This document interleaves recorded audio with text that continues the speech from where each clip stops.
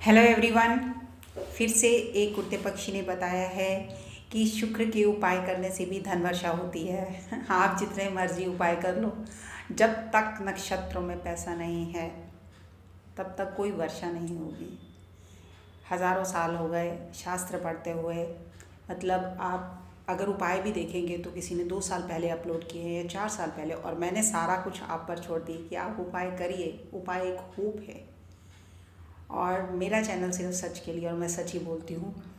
तो ऐसे ही किसी ने बोला कि मैडम सच नहीं बोलना चाहिए क्योंकि इंसान हिम्मत हार जाता है। मैंने बहुत सोचा है इसके बारे में, लेकिन अगर सच पता होता तो उतने हाई रिस्क नहीं लेते। अगर हमें इनकम नहीं है ना तो हम बिज़नेस स्टार्ट नहीं करते। तो अगर हमारा नक्षत्रों में पैसा नहीं है तो हम इतने हैवी लोन नहीं उठाते। तो बहुत इस पर सोचा है। लाल किताब शुक्र का उपाय दही से कराती है कि आप दही का प्रयोग करिए। जैसे लग्नेश हो गया, टॉरस लगन है, शुक्र कहाँ, लग्नेश हो गया 6 हाउस में, तो आप लोअर पार्ट हो गया तो शिवलिंग पर दही चढ़ाने के लिए बोला जाता है। या वो आलू ले लेते हैं, जैसे 6 किलो आलू क्योंकि 6 भाव में है, उस पर दही लगा के जल प्रवाह करिए। तो दही कारक माना गया है। शुक्राचार्य डेविल्स के गुरु हैं और शुक्र लग्जीरियस लाइफ का कारक है।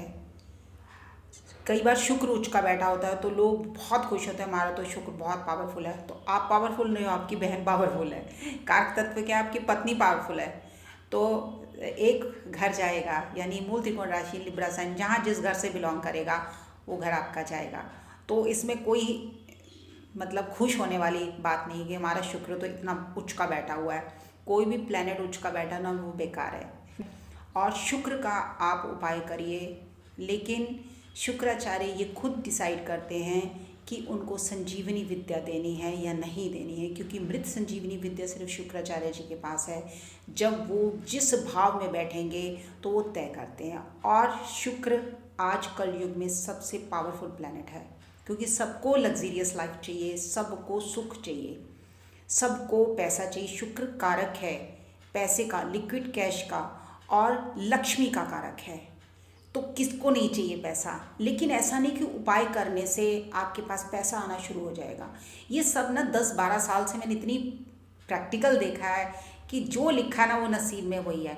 मैं मंत्र साधना पर विश्वास करती हूँ, और उपाय मैंने मुश्किल से अभी तक, यानी जब से ज्योतिष कह रहा है, 3 या 4 करे होंगे। वो भी जब रेयर कॉम्बिनेशन बनता है या मेरा कोई काम होता है जो भगवान ने पूरा कर दिया, तब मैं उनका थैंक्स बोलने के लिए जाती हूँ। जब से मैं वाराणसी से आई हूँ मैंने एक भी माला जाप नहीं किया, क्योंकि वहाँ मेरा मोक्ष हो गया।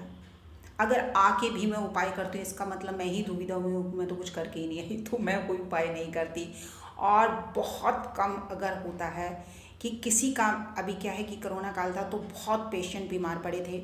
अभी आप सोच लिए किसी का मंगल पहले से उच्च का बैठा हुआ है और शनि यहाँ से ट्रांजिट हो रहे हैं, तो मैं बताती हूँ कि आप ये वाला उपाय कर लो।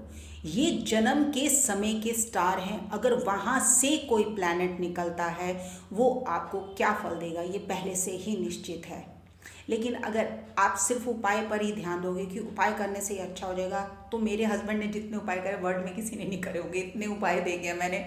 लेकिन मैंने कभी चैलेंज नहीं दिया कि मैं चैलेंज दे के ज्योतिष सीखने बैठ गई। ऑलरेडी लिखा हुआ था, मैंने एक वीडियो इस पर बनाई हुई है कि ये सब लिखा हुआ था।